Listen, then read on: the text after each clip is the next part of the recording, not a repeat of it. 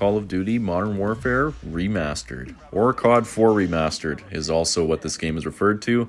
This game is absolutely amazing. Now, I've talked about it a little bit on the channel. I'm not a Call of Duty channel, nor do I really think I'll be doing a pile of videos other than just kind of looking back at some classic CODs.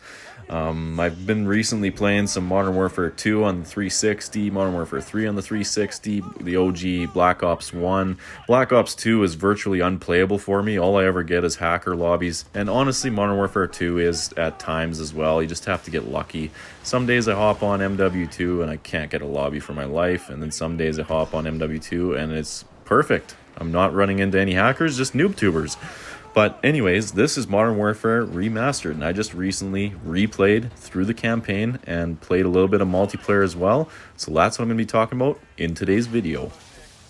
Now in this video, I'm going to talk a little bit about the campaign and also the multiplayer.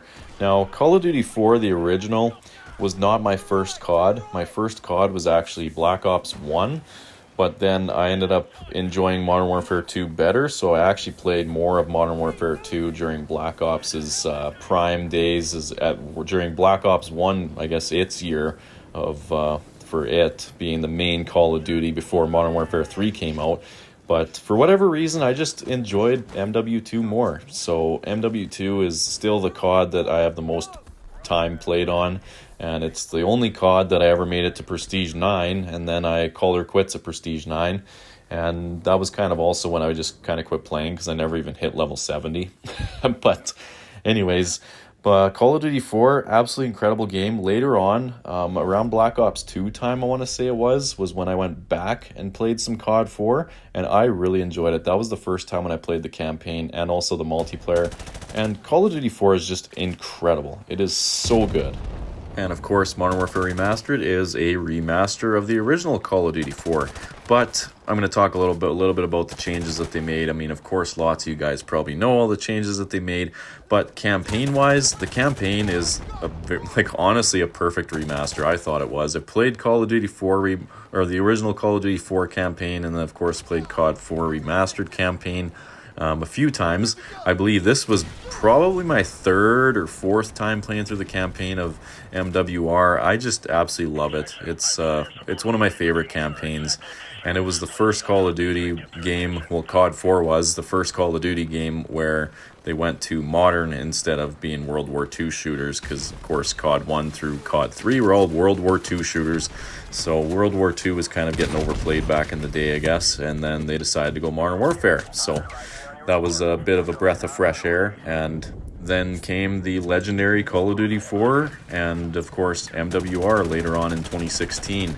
And lots of you guys probably know, of course, that Call of Duty MWR actually overshadowed Infinite Warfare, because that was the year of Infinite Warfare, and there's lots of speculation that Activision suspected Infinite Warfare to not do very good, so then that's why they remastered Modern Warfare Remastered. It was kind of their back pocket, I guess, last resort to hopefully make some sales. And then initially at launch of Infinite Warfare, they only bundled it in a upgraded version. I believe it was called the Legacy Edition or something, and you had to pay extra, and then you got MWR plus Infinite Warfare, which nobody played.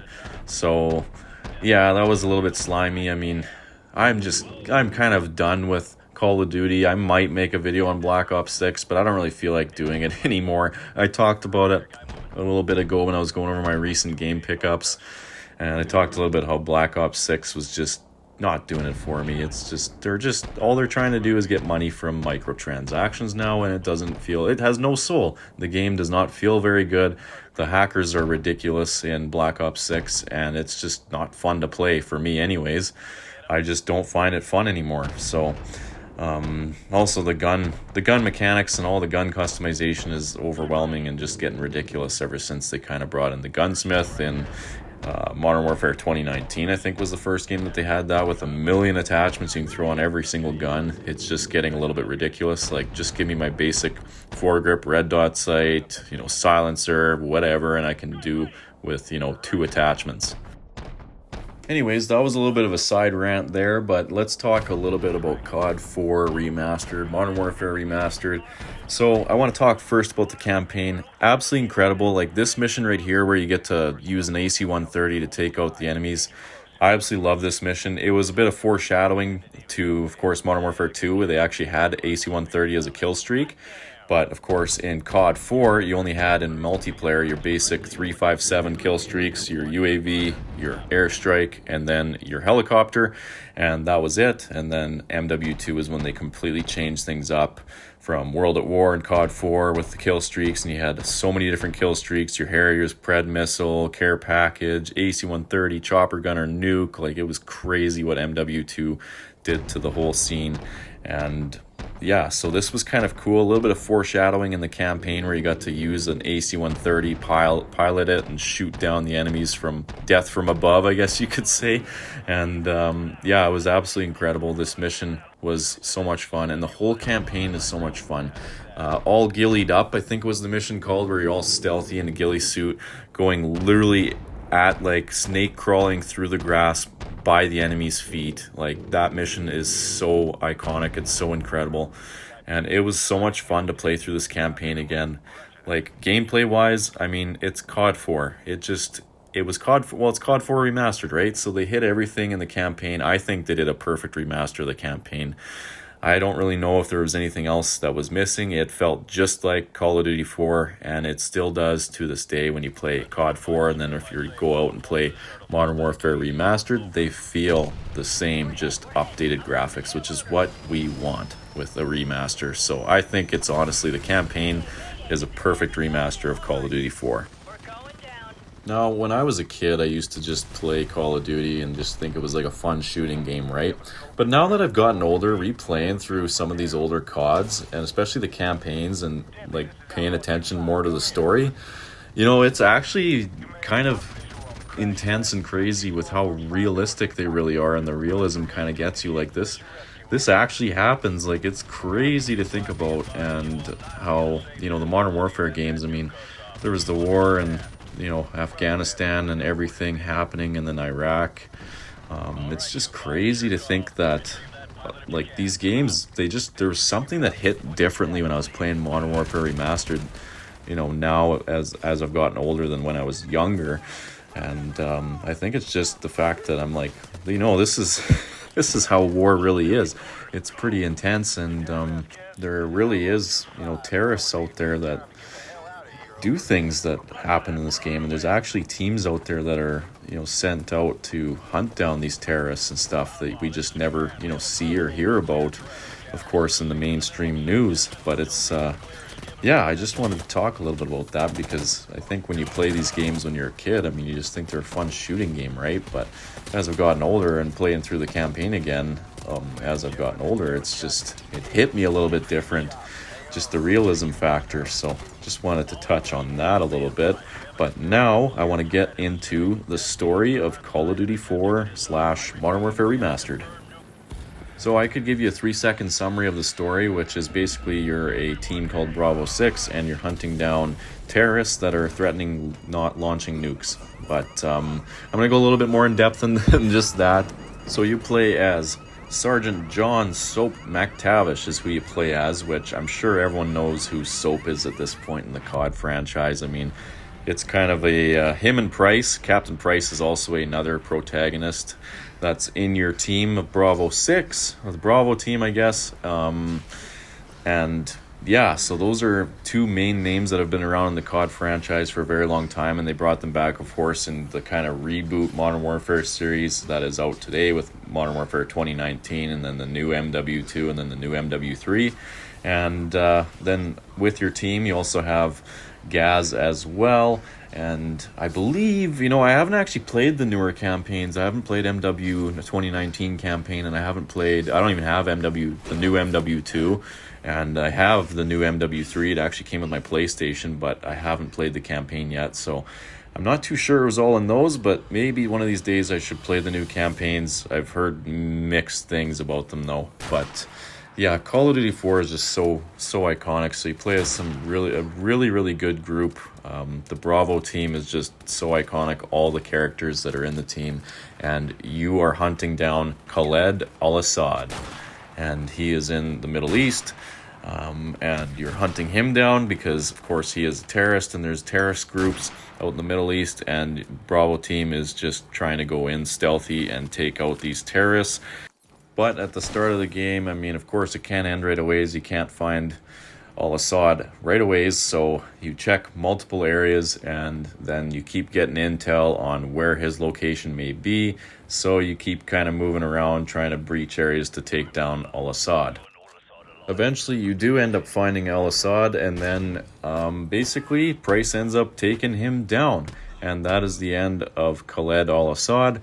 But then your new target moves to Imran Zakhaev, a Russian leader, and who is also threatening to launch nukes as well. So he's also bad news. So you and your team with Price, Gaz, also end up going out to try and take out Zakhaev. So then the focus shifts to taking out Zakhaev now. And that is a very brief summary of the story. I just always like to leave it for you guys to play. I don't want to do too many huge spoilers of the story. Just brief overview so you guys can still enjoy the game for yourself. And yeah, so that's a bit on the campaign there. And I also want to talk a bit about the multiplayer. I'm not too sure if I'll throw some multiplayer clips in or not. I have a few recorded, but we'll see how I'm feeling with the background gameplay. I might throw in some clips, but multiplayer is incredible in Modern Warfare Remastered. I mean, Raven Software, I believe, was the leading group to come up with this remaster. They've always kind of been a background developer for Activision with helping with a lot of the Call of Duty games, but I'm pretty sure that Raven was the leading developer on MWR. I mean, you guys can let me know if I'm wrong down in the comments below, but they did a fantastic job. A very faithful remaster in some aspects, but I'm going to talk about the things that they added that weren't very faithful to the original COD 4. So let's start with the good old unfaithful, bad things about the multiplayer, I guess. Supply drops were brought into COD MWR. Now, I remember when the game first initially came out, there was nothing. No supply drops. It was a fully faithful remaster. It felt like the original COD 4, and they had basically completely revived it. But then, of course, the controversial decision to add supply drops, because Activision, this was kind of, the Advanced Warfare, I think, was kind of the start of them trying to just milk as much money out of the consumer that they could. And with supply drops was what it originally was, bringing gambling into Call of Duty. So, of course, the original Call of Duty 4 did not have any supply drops. It was just whatever was in the game when you bought the game was unlockable. So you could unlock everything. You didn't have to pay money, didn't have to open these crates at a random chance, not sure what in the world you're going to get. There was none of that, and of course, in the original Call of Duty 4. Now, the thing I will give them credit for that I did like about the supply drop system in MWR is it wasn't like Advanced Warfare where it's all luck. You open supply drops, hope you get something good. You could still earn the guns and things that you could get within the supply drops. There was characters you could get, and there was camos and reticles for your guns and things like that, which, I mean, nobody really cares about. But the things that people do care about is the guns. Now, every time you opened up a rare supply drop, you would get salvage, which you could use, or I think they were called parts, actually. Salvage was in a different COD with supply drops, but you could get these bonus parts, and then the bonus parts you could use to craft the guns. Now, basically, every single gun, they kind of kept the same thing for World War II as well. In COD World War II, it had the same system where if you saved up enough salvage or parts, then you could get all of the items that would then unlock you the gun. But you had to get, I think, like 6, 7, 8 different calling cards, characters, camos, whatever. And then once you got the specific things that you needed, then you would unlock the gun. But I didn't think this system was terrible. I mean, it's still, you know, you could buy COD points, buy supply drops, earn the guns that way, or you could just play the game, build up enough salvage and parts, and then you could earn the guns that way. So there, at least you could earn them in game. You didn't have to spend money. You didn't have all just luck to get the new guns that they did add. But of course, it still sucks that they were locked behind supply drops. Like, right, like the stuff you needed to unlock the guns were locked behind supply drops. You still had to open supply drops to get the parts if you wanted to then be able to basically craft all of the items that you could then get the guns. They were still locked behind the supply drop system in Modern Warfare Remastered, which leaves a sour taste in a lot of people's mouths. And I didn't like it personally. Supply drops, I didn't like them. I hated that they were luck to get the cool things that were in them, and especially in Advanced Warfare, created a very, very unfair advantage to those who basically spent a bunch of money and bought COD points, bought supply drops, and got like the BAL 27 Obsidian Steed or the ASM-1 Speakeasy or all these crazy good, strong guns in the game. I mean, the variants of those guns gave the player a clear advantage, whoever had them. Like, they were just better than the base versions of the guns. Like, there's no other way to explain it, that it really was a pay-to-win system, and it was a gambling system that was brought into Call of Duty. Black Ops 3, I know, had a really bad supply drop system. I don't even really remember it that much because I didn't play a whole lot of Black Ops 3. That was kind of when I wasn't really enjoying COD. I played Advanced Warfare a tiny little bit, didn't really enjoy it, quit it. Fairly early on. I maybe only played it for a couple months and then said, you know what, I'm done. I don't really enjoy Advanced Warfare. And then they did the same with Black Ops 3. And at least when Infinite Warfare came out, they did bring MWR with it. So that was a good bonus, that they at least brought classic Call of Duty with Infinite Warfare. But, of course, when it first came out, like I mentioned earlier, it was locked behind a specific edition, the Legacy Edition, I believe it was called. So you had to spend a little bit more to get both games. So at least eventually they released MWR on its own, which made it better. But it was a few months after the initial release. I just wanted to show you guys a little clip of a little bit of just me breezing through what you could earn from the supply drops. Now, none of the guns that were in the supply drops in MWR were like game breaking. None of them were pay to win better than the rest of the guns, which was a bonus. I mean, the M16 was still the best gun in MWR, like it was the best gun in COD 4. I mean, the M16 is just ridiculous. Throw stopping power on it. I mean, it one burst guys across the map. The RPD LMG was absolutely insane too. I'm pretty sure if you threw stopping power on the RPD, I'm pretty sure it was a 2-shot kill from anywhere in the map. Anywhere or any distance. It was insane. I'm pretty sure that's what it was. You guys can let me know if I was wrong. If I'm wrong about that, but yeah, like, I mean, there was very, very good guns that you could unlock that were in the original COD 4 that made it over, of course, to MWR, and then they added in some guns, the XM LAR, the PK PSD SMG is a 3-round burst SMG, which is mediocre. It's not great. I mean, the only supply drop guns that I have on my PlayStation account are the XM LAR and the PK PSD, because I unlocked them through playing some multiplayer on my PlayStation account.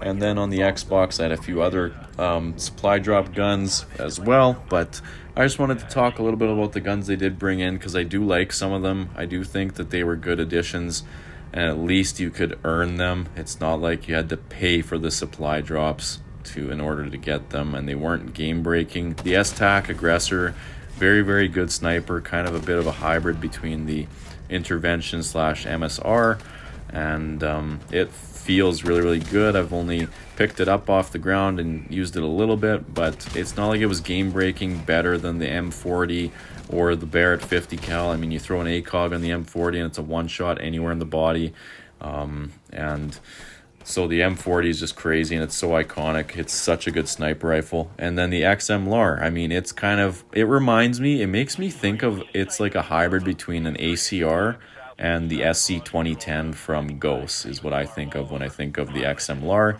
It's very, very good. It's a highly accurate, like very low recoil AR, fully auto, but it's not like it's heads into, like, just way better than the M4 carbine. It's a very, very solid AR, but it's not like it's game-breaking better than the M4 carbine when it comes to fully auto, very low recoil ARs that are in multiplayer. It's a very, very good gun, but it's not game-breaking crazy or better. But yeah, you guys have to let me know what you think of the XMLR. It's probably one of my favorite guns. It just has very low recoil, feels like the ACR slash SC 2010 from Ghost, so it's a very, very good assault rifle, and I really, really like it. Then there's also the Lynx, which is compared to the Honey Badger. It looks like the Honey Badger, and it also just minus, I guess, I don't believe it has an integrated suppressor, but I don't have the Lynx unlocked on either my Xbox or my PlayStation, so I haven't really used it much. But the Lynx was not a bad AR either, I don't think, and then the Boss was really, really strong. They kind of brought back a UMP 45, I think it's called the Fang. I believe it's kind of supposed to be a UMP 45, but it's, I don't know, it's a little bit different, of course, but yeah, so they brought in a bunch of different guns. You got some snipers. You also got some LMGs, which I haven't used any of the LMGs from the supply drops, so I can't really speak much to those, but none of the supply drop guns were so much better than the guns that you could unlock through regular gameplay that were originally in COD 4, so I think that's okay if they do that. If they put guns in supply drops that are only unlockable through supply drops and they're so much better than the rest of the guns in the game, then that's when I have a problem with it, a big problem with it. But none of the guns, they were fun to use, they were decent additions, I think, but still, I have a sour taste in my mouth about the supply drop days of Call of Duty.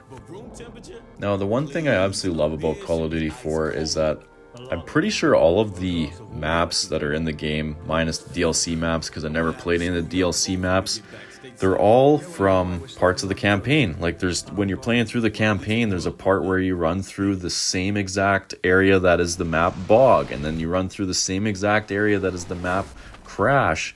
And it's just so cool to see the maps be brought to life in the multiplayer, and they're when you play through the campaign and then when you're playing through multiplayer, like, hey, I remember this is from the campaign. So it's really, really cool. A lot of the newer CODs I don't really think do that anymore, which kind of sucks, but it was a really, really cool thing in the older CODs to of course have the maps be, the multiplayer maps actually be from the campaign. It's a really cool thing that they used to do in the older CODs, and I don't really think they do it as much with the newer CODs. So anyways, that was another little point I wanted to touch on. And then, of course, I mean, 357 kill streaks, everyone has them, they're in there. It's a great system, it's basic, it's simple. The multiplayer just feels so good in MWR, and as it does with COD 4, the original.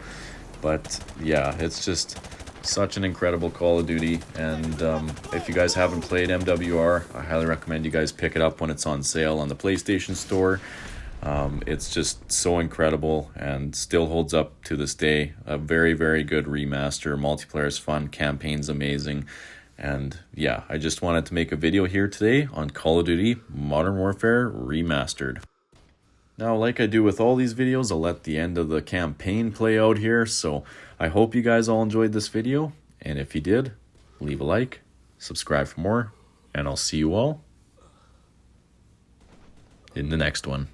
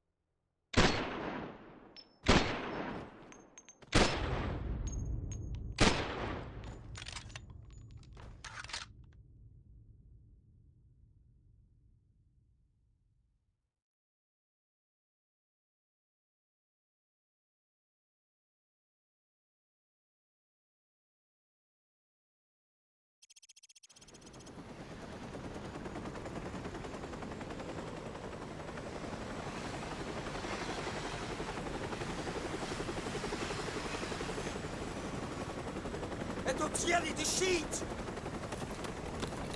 You are going to be alright, my friend. Мы нашли здесь одного оставшегося в живых!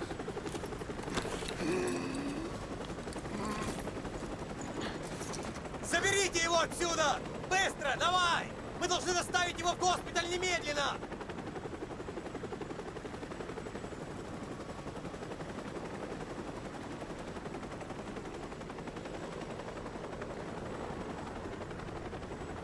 The Russian government released a statement today confirming a series of nuclear missile tests in central Russia.